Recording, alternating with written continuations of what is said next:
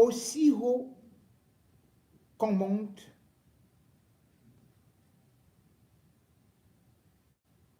on finit toujours par descendre, se transformer en cendre.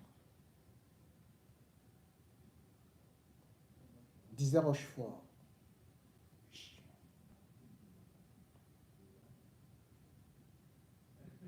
Ahidjo, qui avait pris le nom de l'ancien président africain,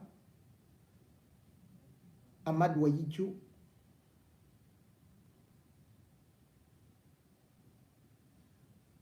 qui fut homme fort, et donc en train d'aller le retrouver. C'est vrai que les chemins du paradis ou de l'enfer finissent toujours par se croiser.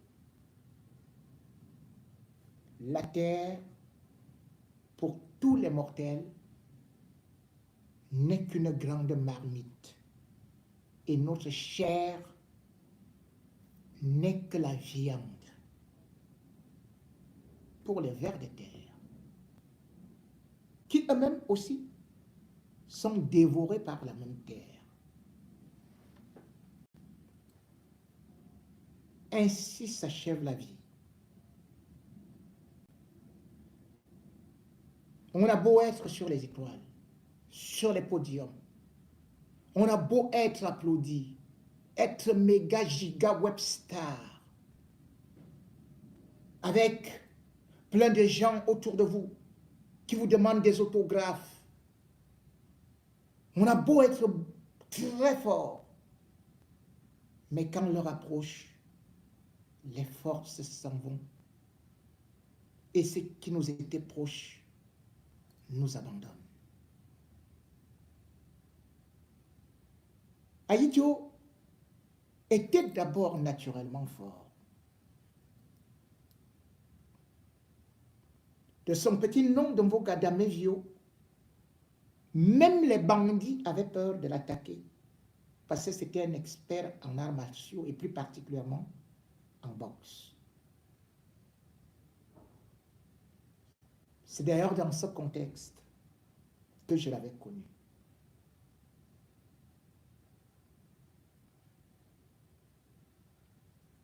Et dans ces derniers moments, Ahidjo, grand athlète,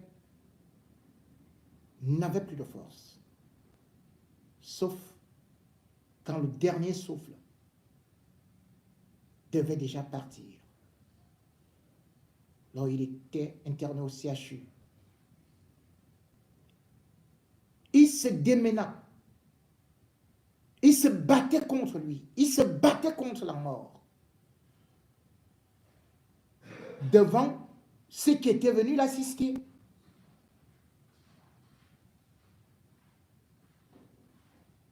Et puis, il s'est mis à arracher les perfusions, les sondes qui étaient sur lui. Il les jetait de partout. Les gens avaient peur. On ne comprenait pas d'où lui venait cette énergie, cette force. Il demandait d'ailleurs qu'on l'enlève de là, pour qu'on le ramène en Balmayo, chez son tradipraticien.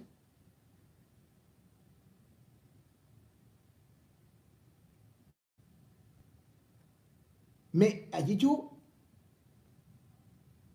tout comme son prédécesseur, n'avait plus le droit de veto. Ce n'est plus lui qui signait les décrets. Ce n'est plus lui qui nommait. C'est maintenant la mort qui dictait. Et les autres, tels des spectateurs inoffensifs, assistaient à la fin d'un artiste d'Ibekutsi qui avait tellement maigri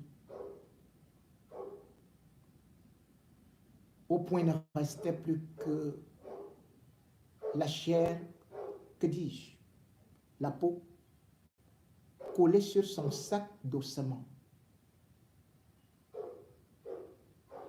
Bien évidemment, cette dernière parole qui venait du fait que l'un de ceux qui étaient en train de l'assister, à savoir Oignon Maurice, commissaire, et aussi homme de culture, proche de la famille présidentielle et plus particulièrement de Chantal Biya, connu dans le cabaret Carrousel, dont il était devenu propriétaire, eh bien, les derniers agissements d'Ahidjo ont fait justement que les rumeurs les plus folles soient distillées à travers les réseaux sociaux sur sa maladie et son genre de mort. D'autant plus que, même après sa mort, Ahidjo ne se repose pas en paix. Puisqu'on sort de partout et plusieurs versions circulent. En Afrique, et particulièrement au Cameroun, la mort naturelle n'existe presque pas, ou clinique. C'est toujours quelqu'un qui se cache derrière la mort. On vous a fait ça au village. Vos collègues vous ont lancé un sort. Vos oncles vous ont empoisonné. Ou alors vos amis sont partis vous vendre dans la sorcellerie. Voire vos parents. La mort en Afrique, quel que soit l'âge, a donc toujours un côté mystique. Et le côté mystique est encore devenu beaucoup plus venu enfler la mort de cet artiste Ahidjo dans la mesure où, peu avant sa mort, on a suivi l'intervention de Ben Benjo, mon ancien collaborateur, qui était en train de venir donner l'âme secret de Polichinelle, où la mort d'Amadou Ahidjo, sa maladie déjà, disait-on, était causée par certains de ses collègues. Chacun est sorti pour essayer de démentir, pour essayer de laver son honneur. Et malgré tout, rien n'a pu éteindre l'incendie dans la mesure où justement la mort d'Ahidjo a été suivie par des phénomènes que certains trouvent comme mystiques. C'est lui-même qui avait choisi ceux qui devaient l'accompagner, ceux qui devaient former son cocon, exilant ou s'exilant de sa propre famille nucléaire. Et au dernier jour, lorsqu'Ahidjo a fini par arracher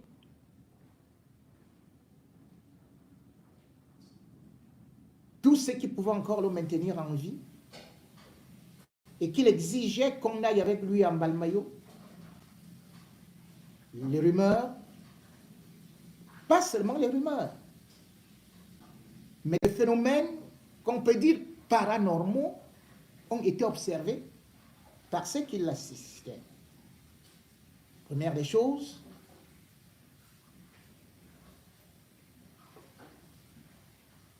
nous dira-t-on, Francis Mbé, lui aussi connu dans le milieu musical, son histoire va aussi interpeller, dans la mesure où, quittant du chevet d'Ahidjo qui venait d'entrer dans le coma, il va arriver quelque part à Yaoundé, du côté de Lanka, il va constater que sa voiture est devenue épileptique, n'avance plus. Il va se résoudre à garer ce véhicule et appeler le mécanicien. Étant parti s'installer dans un bar pour attendre qu'on vienne à réparer ce véhicule, il va revenir au moment où le mécanicien est déjà, parce que c'est un souvenir qu'il avait laissé un peu d'argent dans les coffres. Soit dit en passant, c'est Francis Mbé qui collectait également les aides qui venaient pour Aïdjou. Ces aides n'étaient pas celles des ministres. Ces aides n'étaient pas celles de la présidence de la République, comme certains ont voulu faire croire que Chantal Biya envoie souvent les médicaments, ou bien les avions médicalisés, ou bien prend souvent les artistes en charge. Non. C'était des âmes de bonne volonté.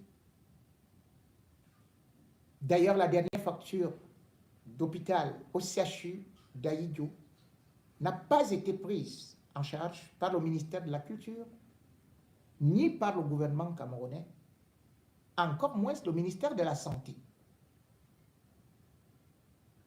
La facture s'élevait à 450 000 francs CFA.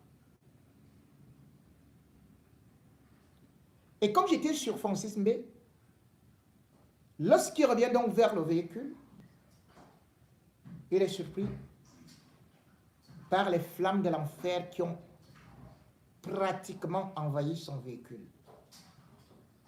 Les images que j'ai ici sont horribles, indescriptibles,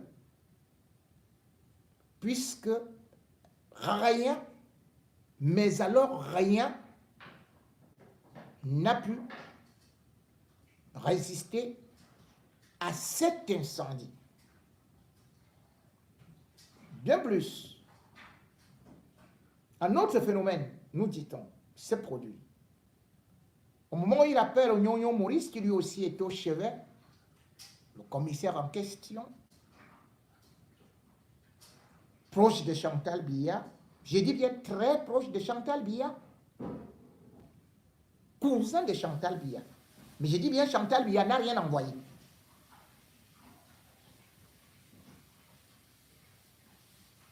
Lui aussi, dit-on, sa voiture, alors qu'elle était garée, a été percutée par un Ben Skinner qui est tombé dans les pommes et qui s'est blessé gravement. Et d'ailleurs, la foule a couru pour essayer de détruire complètement le véhicule et lui faire la peau.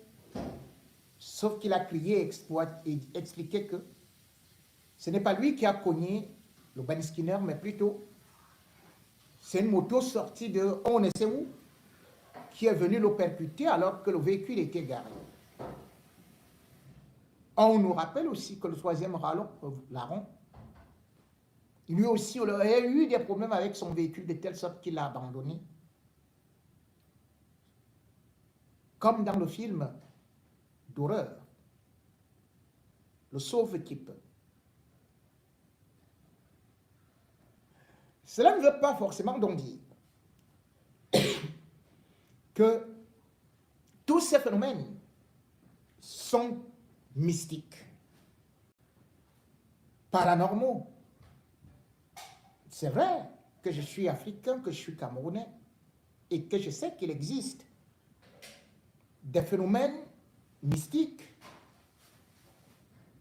Mais on devrait aussi considérer d'autres paramètres.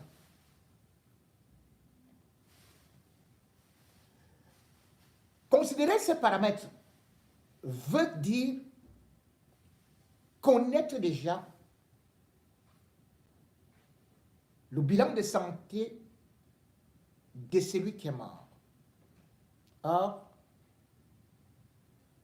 tout ce qu'on peut raconter aujourd'hui, ça doit rester dans le secret médical, sauf si lui-même, dans son dernier testament, aurait souhaité dévoiler cela. Sinon, que ce soit la famille ou les amis, le serment d'Hippocrate demande aux médecins de se la boucler, de ne pas diffuser le mal du patient. C'est vrai que de plus en plus, dans le monde du showbiz, et même dans le monde de la médecine au Cameroun, on se rend compte que presque personne ne respecte la dignité humaine. Bien au contraire, on préfère toujours venir amplifier pour montrer que celui qui est mort, il l'aurait cherché, et on étale alors sa maladie, voire ses maladies.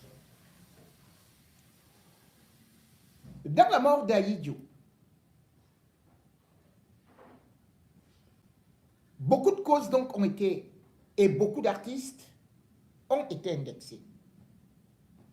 Aussi, Amapiero a eu à s'expliquer.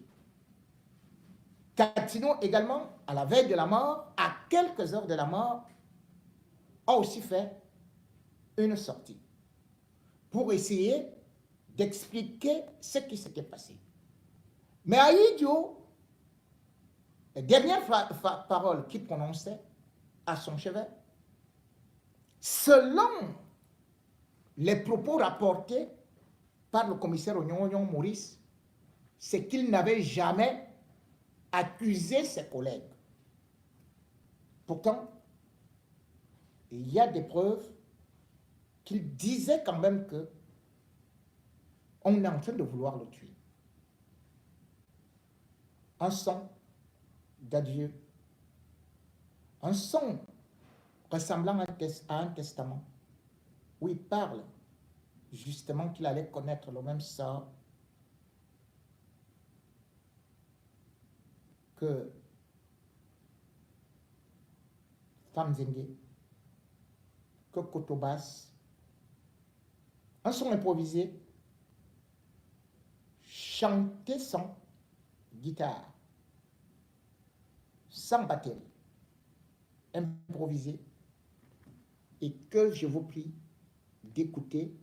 Ceux qui comprennent la langue béti pourraient toujours traduire aux autres. Je pourrais peut-être placer quelques petits mots. Aïdjo Mamadou, ses confessions, son testament, avant la réplique de Katino.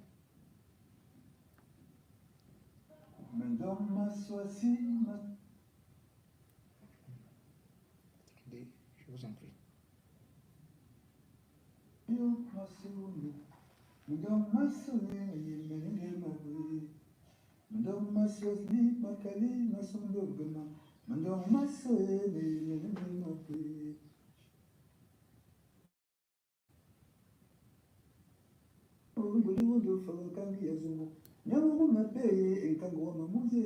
Pourquoi vous me détestez? Je dois quoi à qui? Vous me tuez comme Famzengue, comme Zanzibar.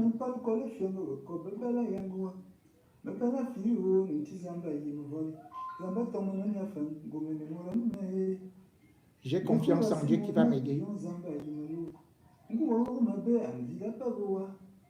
Si tu ne m'aimes pas, c'est ton problème. Je vous dois quoi?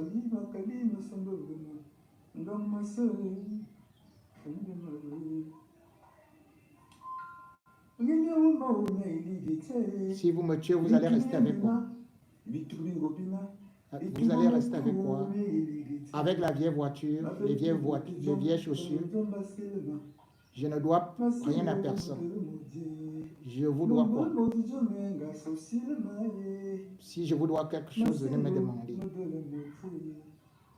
Si tu me tues, prendras-tu ma place? Non.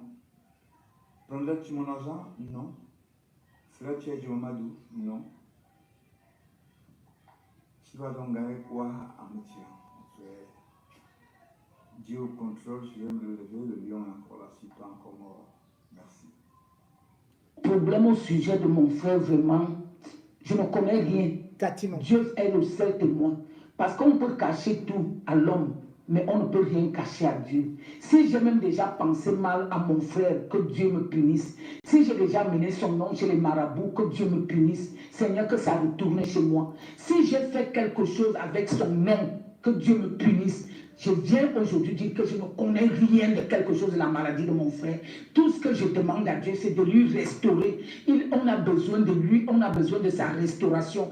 Tout ce qu'on est en train de dire là, tout ce qu'il a eu à dire me concernant, vraiment, je lui dis que je ne connais rien de sa maladie. Si c'est un marabout qui est parti lui dire ça, je demande à ce marabout que vraiment de grâce, ne faites plus ça dans notre famille musicale. Vous êtes en train de nous séparer et de nous tuer. Et puis, je veux dire à mon frère, chaque fois qu'on te disait d'aller, maintenant, ça tombe sur nous. Moi, je t'ai rencontré un jour, je t'ai dit d'aller chercher même un pasteur ou un prêtre pour confesser, pour parler, si tu as un problème. Tu m'as dit que tu pars en Balmayo chez tes marabouts. Mais aujourd'hui, regarde comment tu es en train de faire, comment tu as fait nos noms. Regarde comment ce que tu nous as fait. Est-ce qu'un jour, toi et moi, avec tout le respect, j'ai commencé la musique avant toi. Tu es mon frère, tu as toujours été mon frère là où tu es couché. Je demande à Dieu de te donner la force, d'être restauré. Que tu sois restauré pour reconnaître, parce que la personne qui dit qu'il n'a pas péché, il fait Dieu menteur. Je ne suis pas une personne qui n'a jamais péché. Moi-même, j'ai péché. Je demande ta restauration et je te dis que je ne connais rien de ton problème, rien de ta maladie. Moi, personnellement, je ne connais rien. Je n'ai jamais touché quelque chose te concernant. S'il te plaît, de grâce, que mon nom soit enlevé dans ça. Que mon nom soit enlevé dans ça. Je dis merci beaucoup à Benji. Parce qu'il a au moins exposé ça. Parce qu'on dit souvent chez nous, au bruit à bouer, où il y en a mancoute. S'il fermait les yeux là et qu'on n'était pas au courant, je peux arriver là-bas, on commence à me tuer. Ce n'est pas Benjo qui a dit, c'est mon frère même qui a dit aux gens. Beaucoup de gens sont au courant de ça. Beaucoup de personnes sont au courant que c'est nous avant que... Ça fait même plus de 2 ans que les gens sont au courant que c'est nous, les trois qui sommes en train de le tuer. Et maintenant, les gens sont au courant. S'il ferme les yeux, il ne va pas fermer les yeux. Dieu va lui faire grâce. Seigneur, fais grâce à notre frère, qu'il retrouve sa santé. Continue à nous dire que je ne connais rien de là. Je ne connais rien de ça. Je ne connais rien de ce qui arrive à mon frère. Il est le maître de son problème. Il est maître de sa santé. Il est maître de sa vie. Moi-même, personnellement, je continue à le dire, même comme les gens disent que c'est un coup monté entre le docteur, le feu docteur Charles Somba et moi. Non. Je suis parti partout, mais le Seigneur m'a guidé là. Je ne peux pas parler mal d'un serviteur de Dieu. Dieu m'a permis de retrouver ma santé. Je n'ai pas fait honte à Dieu quand il fallait confesser. Quand il faut confesser, tu ne confesses pas. Tu refuses la grâce de Dieu. Tu refuses que Dieu te vienne en aide. Confesser, la bonne confession résout le problème. La bonne confession apporte beaucoup de faveurs dans nos vies et la restauration. Moi, je dis, je ne connais rien, mes frères. Je ne connais rien des problèmes de mon frère, de mes frères, de mes soeurs. Chaque fois, on passe le temps à m'accuser. Chaque fois, on passe le temps à m'accuser. Que le Seigneur me vienne en aide. Que tous ceux qui sont en train de m'accuser, qu'ils reçoivent eux-mêmes leur retour. Je refuse, je ne connais rien. Je ne sais rien de ça. Vraiment, je suis désolé. Que le Seigneur vous bénisse. Je crois que Dieu va nous faire grâce qu'il revienne en vie et que ça soit un grand témoignage pour certains qui partent encore chez les marabouts, qu'on arrête d'aller chez les marabouts, qu'on se confie à l'Éternel, qu'on se confie à Dieu, que Dieu soit le maître de nos vies. Quand nous regardons nos anciens à l'époque là, je ne crois pas qu'ils étaient ce que nous faisons aujourd'hui. La majorité de tous les artistes aujourd'hui passent le temps chez les marabouts. Et c'est comme ça qu'on a les problèmes. Regardons, ces grands-papas là, regardez comment ils étaient jusqu'aujourd'hui. On ne vieillit plus. On ne vieillit plus. Quand il faut même avoir des problèmes, on a certains problèmes. Des fois même, on ne connaît pas parce que certaines choses nous arrivent par rapport aux portes que nous ouvrons. Hein? Arrêtons d'ouvrir les portes chez les marabouts. Arrêtons de mentir sur nos frères. Arrêtons de mentir sur nos sœurs. Arrêtons ça. Demandons à Dieu de nous venir en aide afin que le problème de Ahidjo Mamadou, on se retrouve tous dedans pour demander à Dieu l'exaucement de sa guérison, de sa délivrance, que Dieu nous fasse grâce. Merci beaucoup. Et que sa famille lui vienne en aide dans les prières. Qu'ils arrêtent, que sa famille, qu'ils arrêtent de polluer nos noms pour dire que c'est nous. Non, on n'a rien fait. Moi, à ma période, on n'a rien fait. On ne connaît rien de là. Moi, personnellement, je parle de moi, je ne connais rien. Je ne peux pas manger le caddie de quelqu'un, mais je dis, on a, merci. Et moi, même à ma période, on n'est jamais allé chez les marabouts. Moi, je parle de moi. Je ne suis jamais allé. Depuis que j'ai accepté le Seigneur Jésus-Christ, peut-être à l'époque, moi personnellement, c'est ça. Je le dis vrai. J'ai donné ma vie à Christ. Je lui ai donné ma vie. Il a pris le contrôle de mon corps, de mon âme, de mon esprit. Je ne connais plus rien de ça.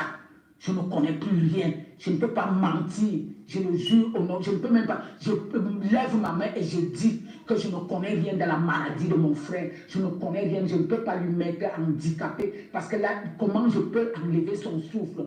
Mon frère, si tu connais quelque chose de toi-même, n'aie pas honte. Confesse. Confesse. Confesse veut dire que dis la vérité. Tu dis que Seigneur, j'ai péché contre toi, j'ai fait du mal, j'ai menti sur mes frères, j'ai fait des choses obscènes, j'ai fait des choses qui ne te glorifient pas, j'ai péché, j'ai mangé des choses, j'ai fait ceci. Pardonne-moi, redonne-moi la vie pour te servir, pour témoigner tes bienfaits dans ma vie. C'est déjà beaucoup, c'est ça qu'on appelle la confession. Les gens m'accusent, ma fille, chaque fois les gens m'accusent. Je crois qu'ils m'accusent parce que chaque fois quand ils font des choses, ça ne m'arrive pas, ça retourne sur eux-mêmes.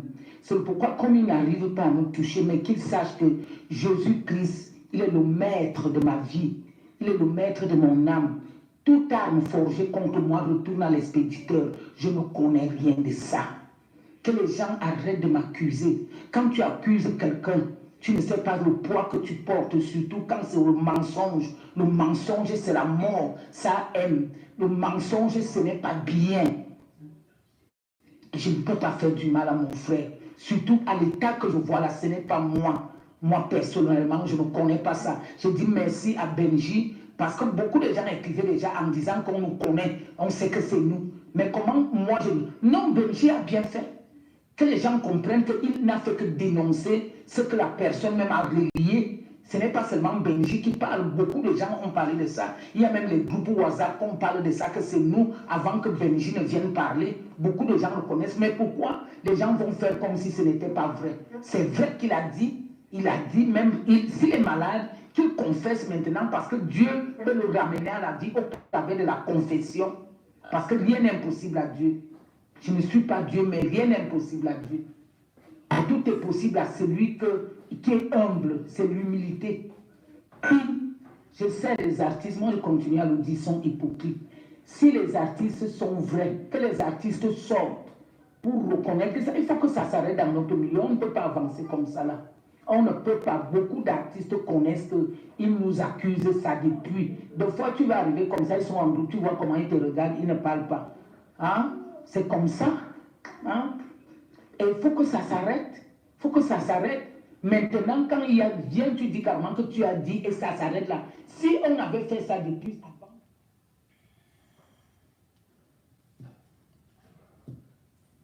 Il faut que ça s'arrête là.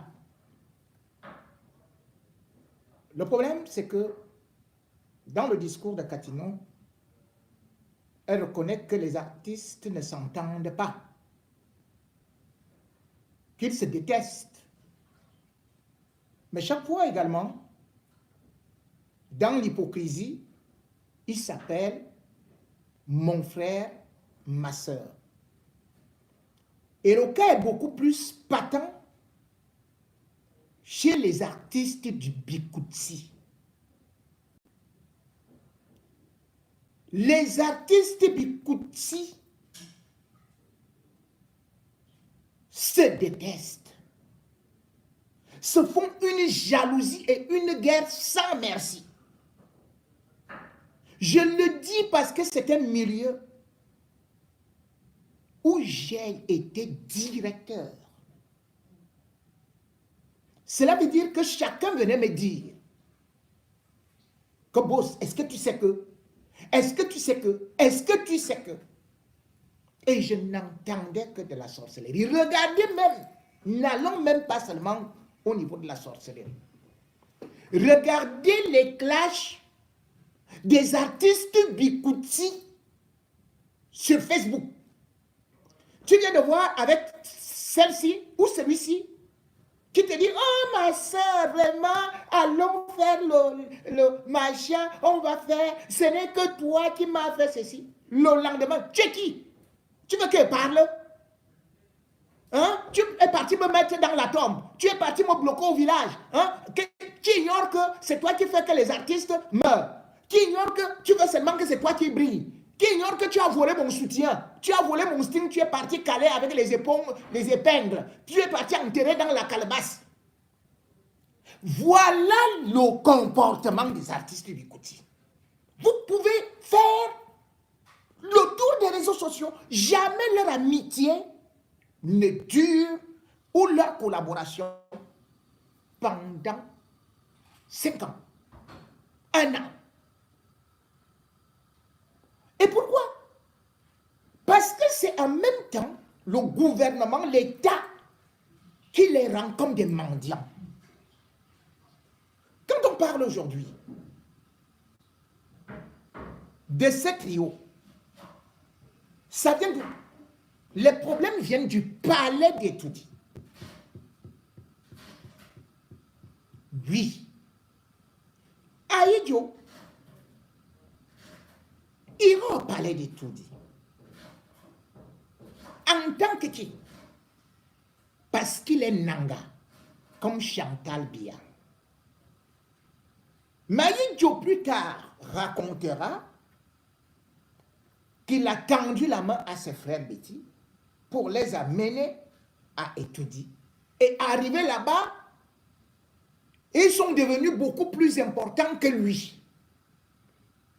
Chantal Biya les a récupérés, rejetant finalement son frère. Or, Chantal Biya, ce n'est pas qu'il l'a récupéré, c'est que, comme une artiste ou un artiste est au haut de l'affiche, Chantal Biya fait de toi son ami.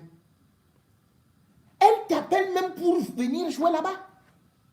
Mais lorsqu'un malheur t'arrive, il t'abandonne. J'ai toujours dit, j'ai un grand frère que je respecte beaucoup, et Kex, qui a sorti un morceau qui a fait le tabac, où elle a parlé de Chantal Biya, de Paul Biya.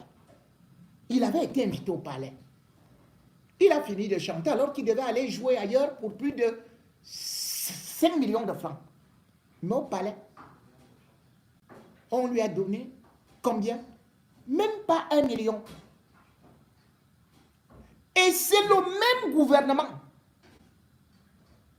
qui a fait condamner Ekex, qui n'a jamais travaillé à la SNEC, juste parce qu'il marchait avec le directeur au Bouffog. Il n'était pas cadre à la SNEC, mais il a été condamné à vie par le même gouvernement alors qu'il a chanté le plus beau morceau de Chantal Biya, pour Chantal Biya. Vous connaissez Bermenem? À cette époque, Chantal était dans des problèmes avec Paul Biya et était ici en Suisse. Ce morceau les a réconciliés. Mais quand Ekex, elle a voulu se débarrasser d'Ekex, plus besoin. Quand Aïdjo était au top du top, c'était lui le bébé chéri. Après cela, c'est mon frère et ami, Amapiero, qui est devenu le bébé chéri. Après, c'était l'autre. Après, c'était l'autre. Sans pour autant oublier Katino elle-même. Donc, par exemple, l'enfant, d'ailleurs, a pour marraine Chantal Biya. Qu'est-ce que Chantal Biya donc fait pour les artistes du Bikuti? Absolument rien. Elle n'a fait que s'aimer la haine, la discorde, la jalousie, la zizanie. Parce qu'elle-même, c'est chef Congosa. Ainsi, Katino s'est retrouvé dans un petit spectacle avec Aïdjo en Balmayo. Là-bas, personne ne voulait monter au podium avant l'autre. On s'accusait des micros qui étaient empoisonnés. Et finalement, personne n'a joué. Puisque subitement, il y a eu coupure d'électricité. Après la coupure d'électricité, on est venu avec les groupes électrogènes. Aucun groupe électrogène n'a pu démarrer.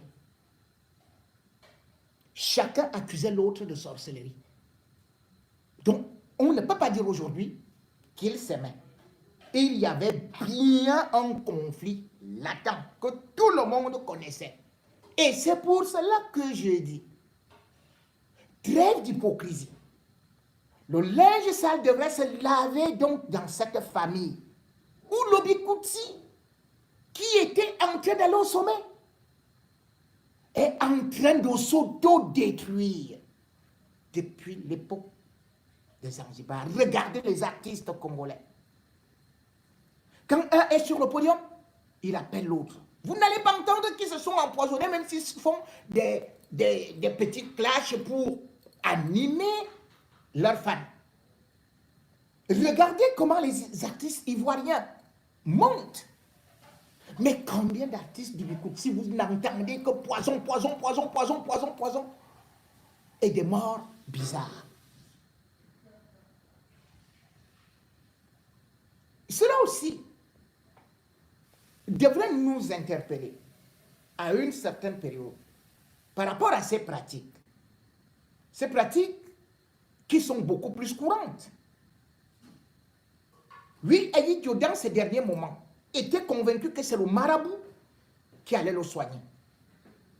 Parce que notre pays, même pour les remaniements, les ministres vont chez les marabouts sans caleçon. Ils vont se faire laver à 3 heures du matin dans des carrefours. On casse les œufs sur eux. On prend les poulets qui font les crottes sur leur tête, sur leur crâne.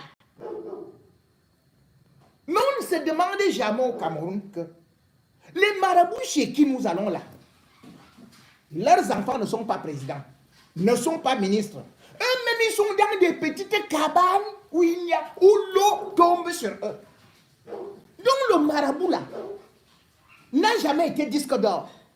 Mais il va te faire devenir Michael Jackson. Au-dessus de Johnny Hallyday. Au-dessus de tous les artistes qui ont existé. Le marabout. Qui est assis là-bas, au fond de la forêt. Le gars n'a pas les dents dans sa bouche. C'est-à-dire qu'il est incapable de soigner sa propre carie dentaire. Mais il dit qu'il va te soigner le foie. Il va te soigner l'estomac. Il va enlever le sida, le cancer, le diabète avec une potion de vin de palme. Il dit qu'il suffit tout simplement de prendre un palmier. Il te fait asseoir au milieu de la cour, nu, avec de l'eau chaude. Il fait pipi dedans. Il te dit bois. Et il te fouette avec. Tu rentres de là, étant complètement déjà épuisé. Mais en même temps, on ne pourrait pas aussi nier les forces occultes qui détruisent la jeunesse camerounaise. Dans nos villages, oui, la sorcellerie existe. Et d'ailleurs, même dans le code pénal camerounais, on reconnaît déjà ça. Les Européens, les Occidentaux, les Chinois, leur sorcellerie, c'est pour développer la technologie. C'est pour que le pays se développe. Notre sorcellerie, c'est seulement pour détruire ton frère, pour détruire ta soeur, pour empoisonner celui qui cherche à évoluer. Alors que chacun doit avoir sa place. Personne n'encombre l'autre. Et chacun a son temps sur terre. Et d'ailleurs, quand on regarde ça aujourd'hui, vous vous rendez compte? Comme je parlais des personnalités.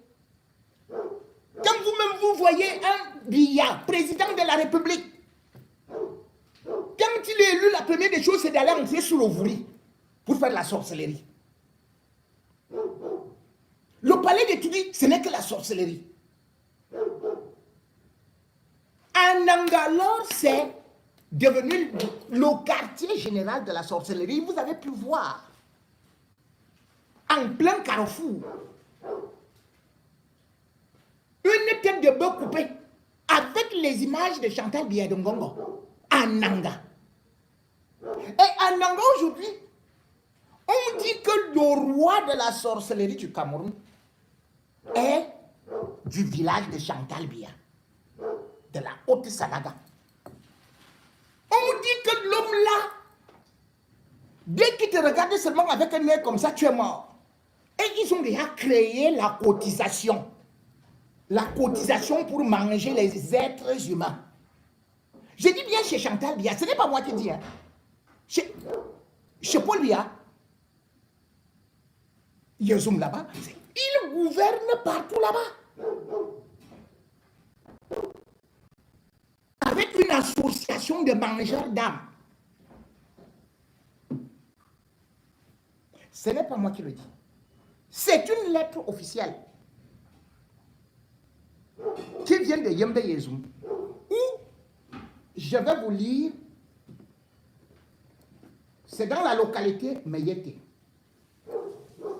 Et on dit que le plus grand sorcier du Cameroun, qui vient de la famille présidentielle, s'appelle Efwa Paul. Ce n'est pas moi qui le dis. Voici une lettre officielle envoyée au ministre de la Justice, Laurent Esso, qui est arrivé. Laurent Esso a déchargé que ça vient de la famille présidentielle, que c'est là-bas où on vend les gens, on mange. Je vous lis. Donc, quand je vous parle des marabouts, ou que les artistes et consorts et tout, c'est un phénomène de société. Et c'est un phénomène qui, aujourd'hui, détruit notre pays, nos villages. La personne qui écrit s'appelle Mendia Thérèse.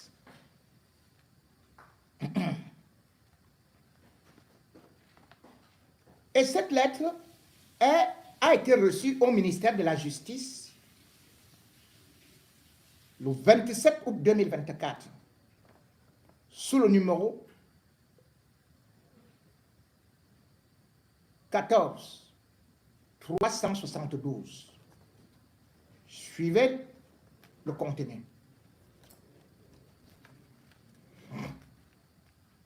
Monsieur le ministre d'État, ministre de la Justice, garde des Sceaux, Yaoundé. Objet: dénonciation de pratiques sataniques ayant causé plusieurs décès dans la localité de Meyete.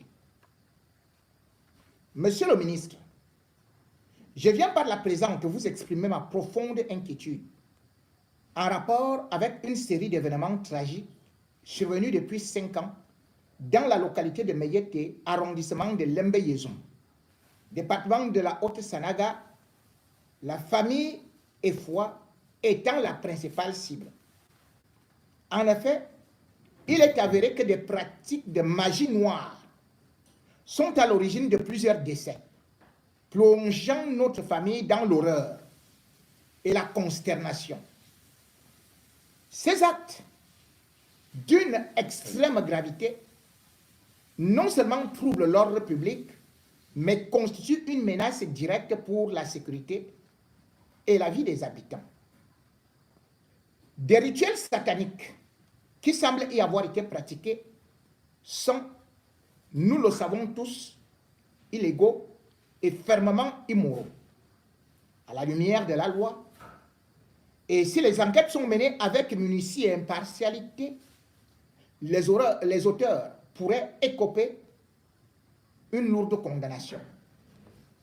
Il ressort des procédures administratives et judiciaires engagées par ma famille que plusieurs personnalités seraient de connivence avec l'incriminé Sieur Efwa Paul. Il s'agit notamment de Monsieur le maire de la commune d'arrondissement de Lembe Yezoum, le sous-préfet, le commandant de la brigade de gendarmerie, le secrétaire particulier du directeur général de l'ENAM, etc. Voilà la société des sorciers. qu'on est en train de nous citer là, les personnalités là, on vous dit que c'est eux les sorciers. Ils sont dans le gouvernement du président sorcier et foi Paul. Ainsi, on continue. Il se susurre qu'il existerait une tontine mystique à laquelle notre frère Sieur et foi Paul serait adhérent. Et il s'agirait du point de vue des populations d'un groupe satanique ou ritualiste et des personnes qui tuent à ciel ouvert et en toute impunité à travers des rituels, sacrifices mystiques, empoisonnement, pratiques sexuelles immorales et contre nature.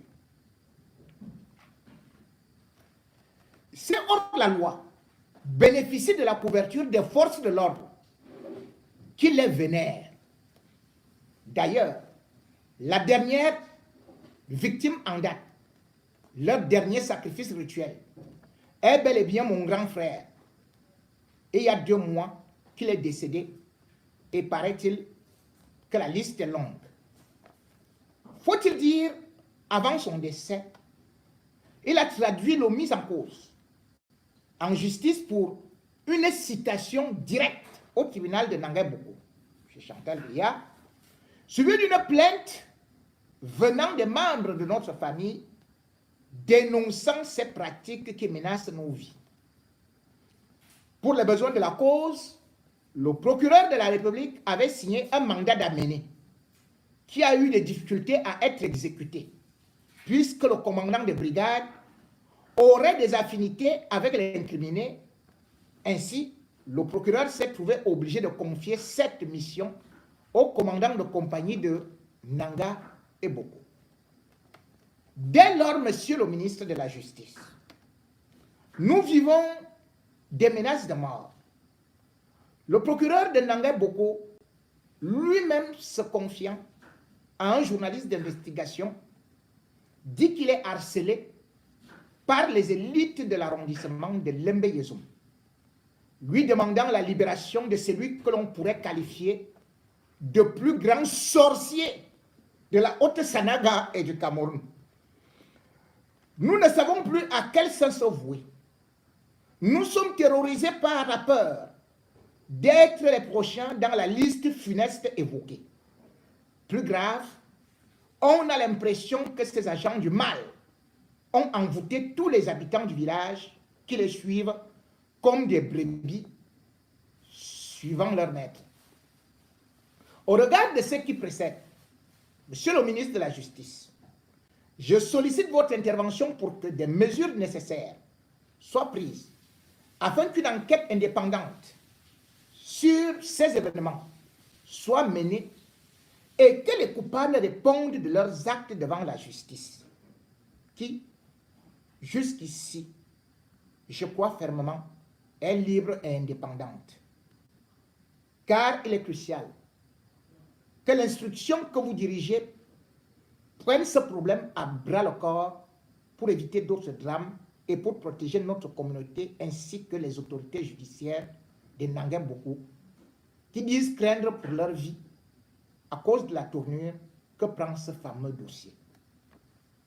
Notre communauté, et particulièrement la famille et foi, subit un massacre mystique choquant. Seule votre prompte intervention pourrait stopper la saignée et permettre à chacun de vaquer paisiblement à ses occupations habituelles.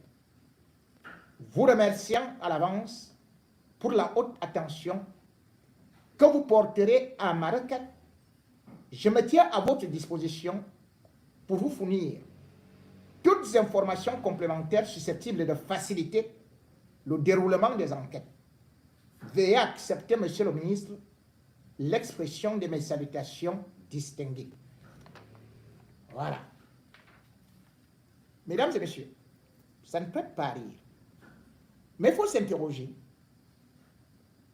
Le Cameroun a déjà créé un tribunal criminel spécial, des tribunaux militaires. Mais là, on va créer quoi? Tribunal de la sorcellerie. Le problème, c'est que créer donc des écoles de sorcellerie, On dit carrément docteur en sorcellerie. C'est mieux. Magistrat expert en sorcellerie. Comme ça, on part au village. Les gens qui utilisent les oiseaux là pour voler, les oiseaux nocturnes, on les désigne directement là-bas, soit procureur de sorcellerie, soit juge d'instruction de sorcellerie, soit alors, vous allez aussi créer des gendarmeries de sorcellerie, parce que même quand vous mettez ces gens dans les cellules, eux, ils s'envolent la nuit. Donc, il faudrait construire peut-être des cellules de sorcellerie. Paul Biya peut-il le faire? Lui qui est incapable de construire un petit hôpital, même dans son village. Oui, on parle de sorcellerie chez la première dame ou chez le président de la République. Mais quel hôpital y a-t-il là-bas? Ahidjo a-t-il vraiment été suivi dans des hôpitaux spécialisés? Y a-t-il un véritable plateau médical au Cameroun? Ou encore même chez Paul Biya? C'est la question qu'il faut se poser. Puisque, au lieu d'accuser d'abord les soins de santé qui sont chers, les hôpitaux qui sont mal équipés, toutes les maladies et toutes les morts, on rejette la responsabilité sur la sorcellerie. Alors, s'il y a sorcellerie, c'est le régime de Paul Biya qui est un régime sorcier. C'est Paul Biya qui est le chef des sorciers. Et c'est Chantal Biya qui est la reine des sorcières, puisque c'est elle qui a créé la sorcellerie et qui l'incarne dans le Bikutsi. Ce sont ces enfants qui sont en train de s'entretuer, de s'empoisonner.